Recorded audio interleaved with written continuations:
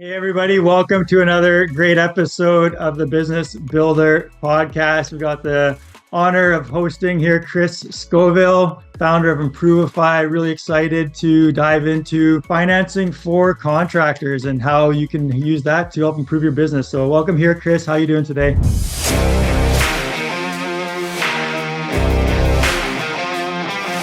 Good, you just said it. You said how you can help financing improve your business with finance. There you go. Yeah, I had a guy call today, and real nice guy. He's like, "So, what is the improv fit?" And I was like, "No. It's Improvify." I said, I tried to it's funny when we create businesses, they're typically sometimes an idea, and they were like, "Okay, well, what am I going to call this thing?" And I was like, "Well, we improve." And then we also finance. And then I kind of wanted to be like the whole fintech thing, So we went with Fi. So I grabbed Improvify and I ran with it. So it's a great name for sure. I love it. And good to know the story behind it and like what it means, So that's awesome. So tell us a bit about yourself, your background, and what's the idea behind Improvify? What got you going? For sure. You'll find it hard pressed in the industry to find somebody more passionate about financing, home improvement financing, and as boisterous about it as I am. So I'm 53. So I started building custom homes with my dad in 1987 in Western New York in a little small farm town. And then I graduated college and went off to become a roofer, because what else are you supposed to do after you finish college? I moved down to Florida and I started doing tie beams and doing roofing. And then after doing that in the summer, I was like, oh my gosh, it is so hot out here. Maybe there's a better way for me to make money, but I really liked construction.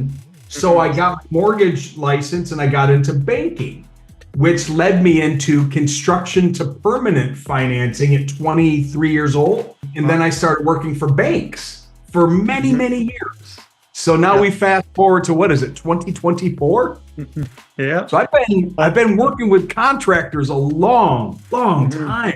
So I've been in the banking space. I've worked the residential, commercial, secured, unsecured, PACE, which is property, assessed, clean energy. I've probably worked for 8 or 9 banks in my professional career prior to opening up my own entity called Improvify. So doing it a long time. Exciting and lots of experience, background in, over the years of, financing and banking, all that stuff. So I think the big question most contractors are going to have is, how is financing going to help me get more projects, get larger projects? How do I offer financing? It's quite evident that in this day and age, in this current economic situation that we're in, it's interesting. It's like, is the economy good or is it bad? Well, you wouldn't know that it was bad because people are still traveling, people are still buying food, they're still going on vacation. Yet people aren't moving from their homes, so they're doing home improvements in their homes. So I would say overall, we've come to a time where contractors always used to say, I don't need financing, all my customers pay cash. Or they go get their money first and then they hire us. It is not that way anymore. It is now contractors need to offer affordable payment solutions at the point of sale through our technology and help alleviate friction and pain for consumers so we can reduce the price of a contract down to a payment option. And that's what we do. We help contractors understand that they can help more homeowners, sell more product, help their sales professionals sell more, remove friction at the point of sale. Derek, to your point, there's 3 buckets in home improvement. There is the grudge purchase. We'll break them down after I introduce them to you. There's the need-want purchase, and there's the ego purchase. And financing can fit into each one of those particular buckets of a buyer. Grudge would be an air conditioner or a roof. But he really wants to go out and buy it, but when it breaks and the air conditioner breaks, you got to replace it. So they begrudgingly have to go, oh man, it's 10,000, it's 20,000. I don't really want to cut a check. I don't want to put this on a credit card. Man, I really hope that the contractor offers an affordable payment solution. Then there's the need want That's your kitchen, bath, flooring, remodel, design build. That's your, oh man, it sure would be nice if we could get X, Y, and Z. That's your need want. That's the one where the wife or the husband can brag to the neighbors and say, hey, you guys want to come over see our new floor in our kitchen? Right? Need want. Yeah. And then there's the ego. Ego is really fun. That's I'm going to build an outdoor living space with the 18 gauge fire pit with the waterfall that rolls into the back pool, right? That's your ego. Now, the cool thing with financing is that we can help each one of those particular buyers in those buckets. So it doesn't matter if it's the ego guy, he's going to take out an 18-month same as cash because he doesn't pay interest on anything. Then your need want person takes the option, and then your grudge person may be on a budget and they may go, well, we have to have the air conditioner. If you can get the payment under $80, we'll buy it today, right? So that's the beautiful thing about financing that contractors don't know is you can have a lot of fun helping homeowners if you know how to present it. Cool. A lot of fun. Yeah, very interesting. I love how you broke it down into the 3 buckets there and have the different, buyer profiles there. So very cool for sure. As far as like the process of a contractor, how should they be communicating or using financing when they're in a proposal with a client? How do you suggest that they bring up the subject or that they offer the financing? How would you approach that process there? It's very systematic and programmatic. And that's what I shine in the industry. I teach contractors how to bring this to the marketplace. I call it go-to-market strategies, right? So I'll break it down very simple for you. Yep. Contractors should offer financing always, early, and often in everything that they do, from advertising to marketing, to their website, to the demo or in-home presentation. Now, it could be as simple as, let me illustrate. I'm here, I'm an air conditioning sales pro. Hey, Mr. and Mrs. Smith, thanks for calling me. You do the warm-up.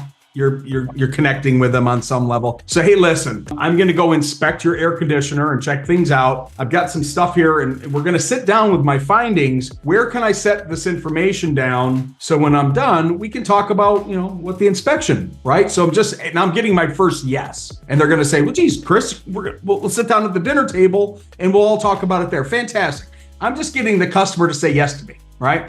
So maybe I have a laminate that has Chris's air conditioning and it says 18 months, same as cash financing available, short-term, mid-term, long-term financing available, easy up application, QR code, 1-800 number. Maybe I got this laminate and I set it on the table in an angle. So while I'm inspecting the air conditioner, Mr. and Mrs. Smith are over there peeking at what my stuff is. Yep. So I've very quietly introduced the fact that we have a payment solution without even telling them we have a payment solution. So what I've done there is at the point of sale, and I say, well, your unit's old, it can't be fixed, it needs to be replaced. Don't worry, we've got some affordable finance solutions that may fit your budget and your needs. And they're like, oh yeah, we already saw that. So you're very softly introducing the fact to them that you're gonna be able to help them with affordability. Now, if they give you a credit card, a check, cash, insurance check, whatever, just fine, take that. But sometimes people don't even know that you can finance the home improvement. So there's many ways to introduce the solution. That's just one little thing that an air conditioning, a roofer, or window door, anybody can really do it is let them know up front.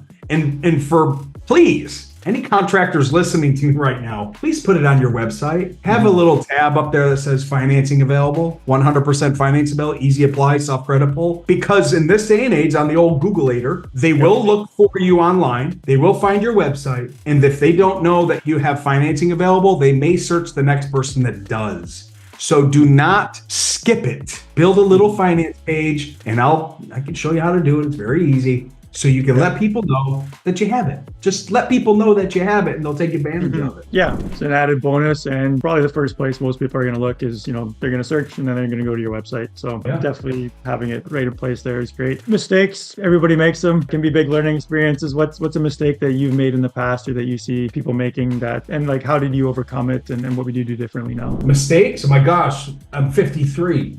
How long you got? You know what I mean? Personally, I've made some business mistakes in my life. I built a technology company. It took me 4 years to build it. I spent $275,000 and I forgot, or I was ignorant enough to not know that I should have copied the code on another set of disks to protect myself from the developers overseas, which stole my IP, and I had to shut it down, and I lost 275. So I make tons of mistakes. Mistakes considering contractors that I see them make. Number one, not offering financing. Number two, not getting trained, because there's some certain things that have to happen when a contractor enrolls with financing. They have to protect their margins, because money costs money to get from Wall Street to the table. And contractors, it's just very interesting. Thank you for bringing this up. Contractors call me and they say, Chris, I have a customer that needs financing, right? And I go, okay, great. So you have one customer? And they go, yes, I need financing and I need it now and I'm in a rush because they asked me for financing and my entire business relies on me helping this one person. Now, meanwhile, if you can imagine, this tree is actually just a tree in a forest of thousands of trees. All that the contractors is focusing on is this tree. His entire business is dependent upon this person getting financed. So the problem that I see is contractors don't see the forest that's behind them to help the entire population after it helps the one customer. So I see contractors rush, don't set up proper margins when they start offering financing solutions, because sometimes the lenders will charge money for the money, which is called a merchant or a dealer fee. I have to slow the contractor down, calm them down, get them set up properly, make sure that the margins are protected, make sure that they know how to use the portal, make sure that they're not selling a 2.99% interest rate that costs 24% dealer fee. You know, I got to slow them down, man, because sometimes they're just thinking about the one deal that their entire business hinges upon. And I want them to see all of the trees that are around this tree. So slowing a contractor down is really difficult. And it takes a lot of skill to get them to go, dude, your entire business isn't that one deal. You feel like it is because you always want to help that person, but it's just one deal, man. So getting contractors to stop and kind of pump the brakes sometimes is very challenging. So I think back to your contractors can make the mistake and say, I got to rush through this and help that one customer without really protecting their margins and doing business the right way, which is learning how to sell financing. Yeah, what I hear from that is, being proactive, having it in place, getting some training. So that's something that you help with as well. As for sure. Contractors, and I see it on a lot of the project management softwares, and a lot of these different companies are, they offer financing through their company, and maybe it's an option, but they don't actually tell the contractor or give them resources or knowledge to actually use it effectively. They're just like, here, it's just another widget that they can offer, instead of actually being like a strategy or tool in a tool pouch to actually. Can we break that down for a sec? 100%. Yeah. Derek, you just nailed it. That's the number one problem. So here's some real numbers.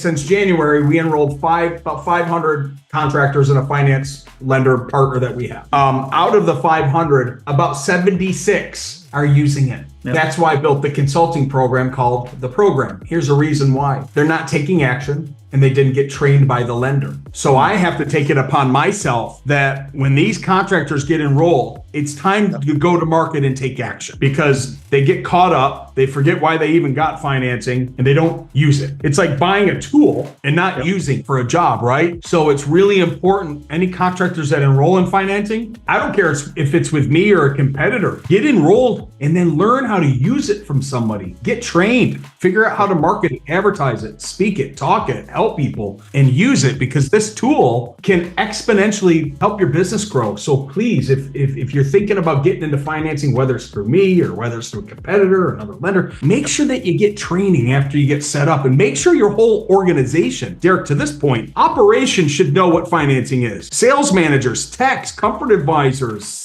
like people in the company should know what this is, because everybody in the organization should be telling people that you have affordable payment solutions, from the front person that picks up the phone to the appointment setter to the operations person that bumps into somebody at a Dunkin' Donuts or a Tim Hortons. Everybody should be talking about the fact that Chris's HVAC offers a finance solution. Yeah, super important. Get trained and get some information of how to use it. Sure. Like anything, you can give anybody, a hammer and a saw, but a few people can build a house from it. So it's the same with financing. It can do great things, but you need to know how to use it effectively. What's some of the best advice you've ever received? Could be in the past, could be, recently. Some of the best advice for growing a business could be with financing. What's something that sticks out for you? Focus. So I think I've got a great circle. I have some coaches and some people in my circle that when I'm down, on the entrepreneurial journey of the roller coaster of emotions. I can pick up the phone or text message or message somebody at 5 o'clock in the morning. I've got good people in my circle. So I think that there's been times in my entrepreneurial or intrapreneurial journey, whether I was working for a corporation, building something on the side, that I have the personality to get really excited about a lot of different solutions around the problem. And I think that in my entrepreneurial maturity in the last 5 years, my ability now to hyper focus on one thing and make it the one thing is really helped me a lot. To that point, when I talk to contractors and I say, hey, tell me about your business. What do you do? And they go, well, you know, I'm a GC, I'm a general contractor. I do remodeling, renovation, painting, decks, remodel.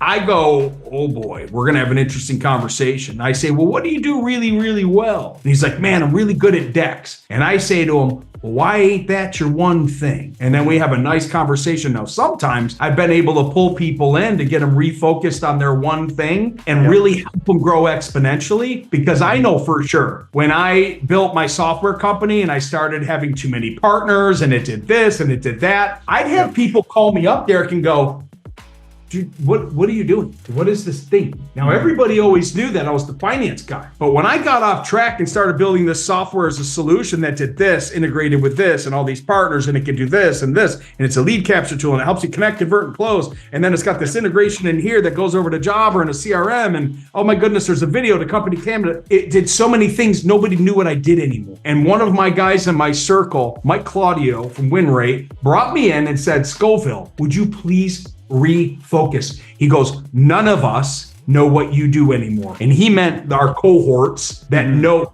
we're a big group, but we're also a small, intimate group. He goes, we're all talking and none of us know what you're doing anymore. And that was like kind of a wake up call for me because I always thought everybody knew what I did. No, I was doing too much. So get focused, do one thing really, really, really well, and figure out how to make a lot of money doing it and help a lot of people, right? So. Yeah, lots of great wisdom in there. First and foremost, surrounding yourself with a good group of people who can, fill you in on those things where you maybe, you get so kind of focused in your own business and dealing with your own stuff and going off, on this and that, and you understand everything that's happening. But from the outside looking in, having those people around you that can lift you up and that you're learning from, but also that can be that, sound voice of, from the outside looking in. And then focus is a huge one, especially for general contractors, remodelers, because jack of all trades, you can do a lot of different things, but you be able to sell your services for more money. You'll have easier sales when you're aligned with a specific niche, a specific type of service. And it feels like you're excluding maybe other projects and you're going to get less business. But I would say 95, 99, if not 100% of the time, when you focus and niche down, you actually get more business and you become more profitable. Do you see that in your business with what you do?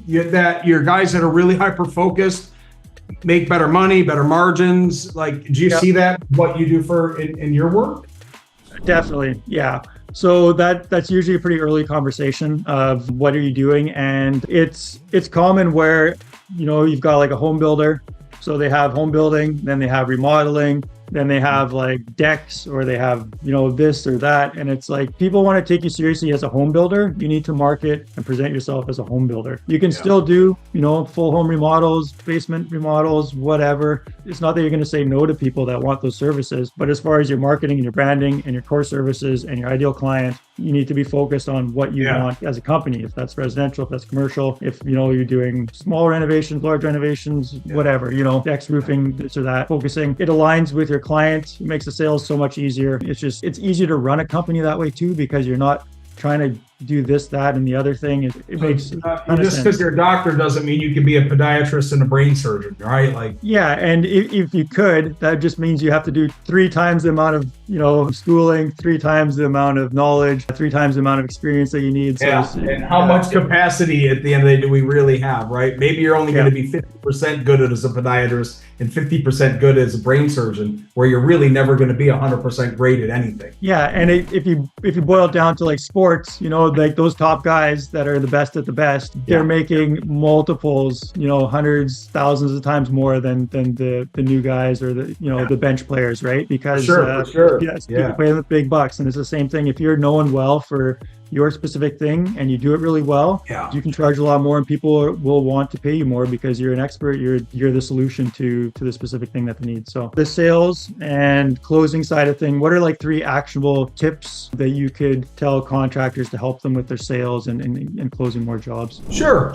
I think it comes down to becoming a product expert, like learning how to present. You don't have to be a financier. You don't have to go to college for this, but you should be an expert and know how to present it. The other tool and thing that I think that I consult and train my team and people that hire me on is the presentation of just removing fear, and it gets you warmer to them, because when we present the big contract and the scary number and we get the pregnant pause, it's a perfect time to remove that friction and fear. And I think that when I train contractors to say, hey, Mr. and Mrs. Smith, you love us, you're going to do business with us. We've already been through the show, tell, and sell part of the sales process.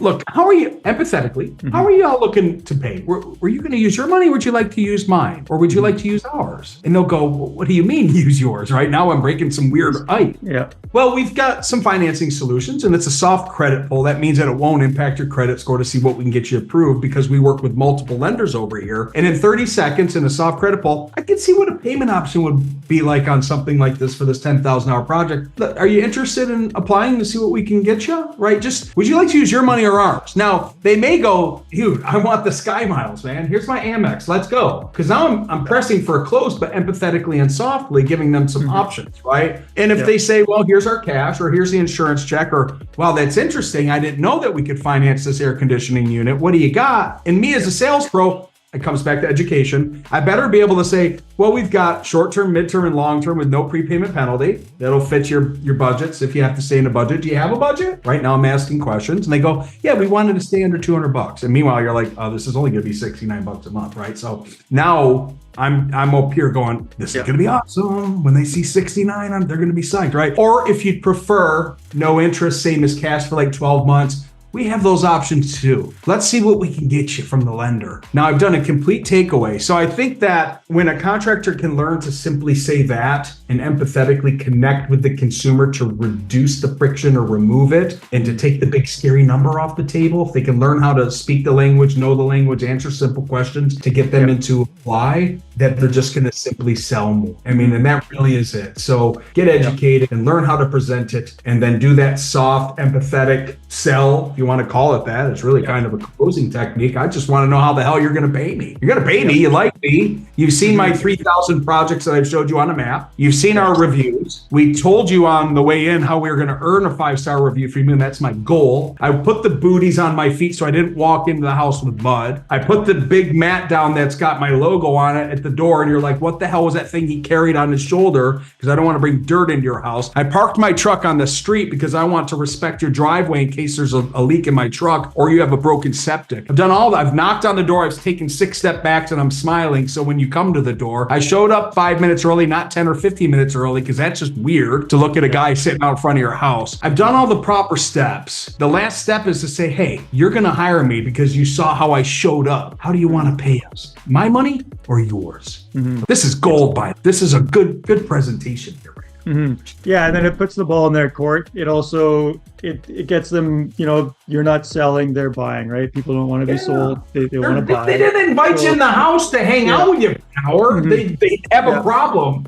So you can offer them options, right? What, do you want this head financing, your money, my money? So yeah, that's awesome. How do you go about with the mindset? I feel like some contractors not used to offering financing or having that option. Maybe they're a bit leery of financing or using banks and things like that. What kind of a mindset or thought process would you suggest or help contractors kind of get over maybe some of those financial money mindset kind of hurdles? Sure. Half of it is just complete, and I'll say this not in a mean way, but it's ignorance. Something horrible happened to somebody in someone's life for them to have a feeling to be afraid of financing, right? Like maybe they use one of these brokers out here that say, we have no dealer fees, but they charge you $2,000 a year for their platform. And they had a bad experience because the interest rate that came back was 36%. went for a customer that had an 800 FICO. So maybe that contractor had a bad experience before, thinking that they were offering finance when they actually weren't. So what I do is just what we're doing right now. I talk to a contractor, I educate him on who I am and where I came from and how I help thousands upon thousands of other contractors. So I'm reducing the friction of them and they're letting their guard down. Oh, here comes Bella. Hey, Belle. And then I educate on how financing works and how it can help them and help their customers. So now they're like really kind of bought into the whole thing. But then we have to have a real conversation on if a lender charges money for the money, a dealer fee, a merchant fee, how they may have to go back to the books. And this is what you do really well, right? You're looking at the books, making sure they're profitable. They may have to add a little bit of margin in there to offer a finance solution. But here's what we uncover in the process. We've uncovered the fact that they take credit cards and they've never charged a 3% fee, or they're doing it improperly with a line item when they should actually. Financing is a product, and the financing is built into the system and the tool and whatever they sell. So if it's a roofing system, and there's a 5% margin that has to be built in for pricing, they should be building that 5% in across the board. Why? Well, here's the reason why. We never know when we show up to make a sale if the customer is going to pay by insurance, check, credit card, cash, mom's money, or one of your finance solutions. So if I build 5% in, and that covers my margins for fees, even the 3% swipe fee, I don't have to worry about the sales rep thinking about numbers. All my sales rep and my sales pro have to do is present, sell, and help. So that's it. It comes down to me educating a contractor on how this thing really works. And it takes me right back to what I've said 4 times today. When you get enrolled with a contractor, if you don't get educated on how to do this, you will probably fail and have a miserable time and lose money. But if you get educated with somebody like, I'll teach you how to do it, we'll have a lot of fun together and help people. Like, it's just, it's getting together with an expert that knows how to do this thing. Really, that's definitely, level up your knowledge, your training, and help it impact your business. Reach out to Chris here to help you with the training and figure that out. So can you tell me a real life situation about a success story of a client, one that comes to mind of, you know, how you helped them and some of the success that they had through? This is great too, because I think that you sent an email to me saying what we were going to cover, and I didn't open it. I love you, man, but I didn't open it. And I think you said, hey, I'm going to send you, I'm going to tell you what. I love, just ask me and I got thousands and thousands of stories to tell. So here's a cool thing. So roofers for years were like, we don't need financing. Everybody pays cash, or we do restoration insurance. I don't need it. All my customers, I get the insurance. I have big AR accounts receivable that are due. Like that's the roofer mentality. So years ago, I was a senior vice president at this bank, and I managed the roofing distributor, big one here in the United States of America. And when I took the group over, they were doing like 1.7 million a month in financing in total. Now I'm talking, this is a very large distributor, like hundreds of locations. So I took the group over, and all I did was webinars and educate, webinars, educate, enroll, webinars, educate, enroll, webinars, over and over, better. And in 2.5 years, I took them from 1.7 million a month in financing to over 37 million a month in financing. Oh. And the bar graphs were great, because the bar graphs can't lie, because data can't lie, because we had the funding numbers, right? So you could see when I took the group over from whoever wasn't managing it before, and then you saw grow. And then by the time that I retired from the bank, the bar graph was up here in purple, and you could see the prior years, and you just saw exponential growth year over year. Yeah. And that's when it hit me. I'm like, oh, I can just go to the marketplace, educate, help, enroll, go to market, and make a business. Okay, cool. Improvify. So it was such an easy proof. What do you call that? Social proof, not a use case, right? The use case was so simple. Proof, I took a group of people that didn't believe and like and want financing, and I turned them into people that finance. And I'm roofers. Notoriously, our restoration, storm, not really retail. Some are doing retail. Retail is plumbing, electric, air conditioning, generator, solar. Like,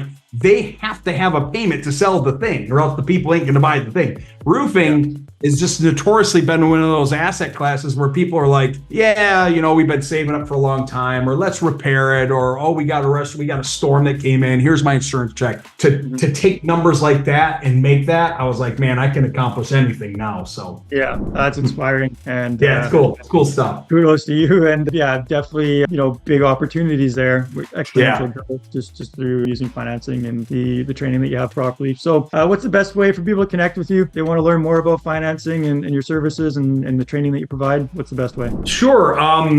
Improvify.com.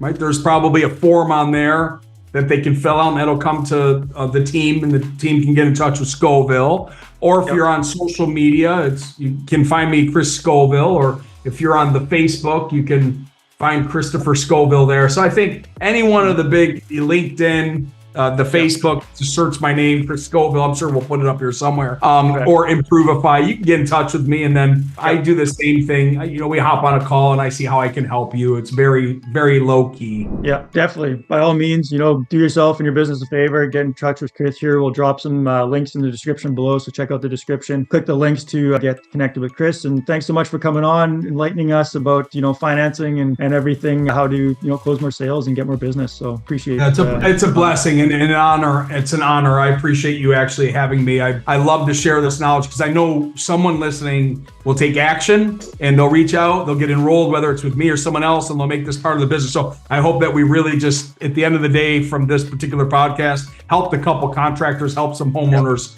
with affordable, man. I love it. That's what it's all about. Yeah. Thank you. Awesome.